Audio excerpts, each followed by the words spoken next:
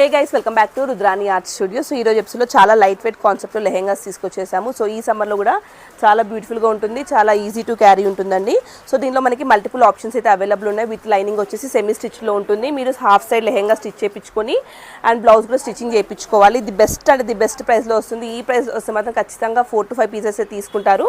So మీకు కావాలనుకున్న ఫాస్ట్గా గ్రాప్ చేసుకొని మన ఇన్స్టాగ్రామ్ పేజ్ని ఫాలో అయినట్టయితే మనం ఇట్లా పెట్టే ఆఫర్స్ అన్నీ కూడా మీకు తెలుస్తూ ఉంటుంది.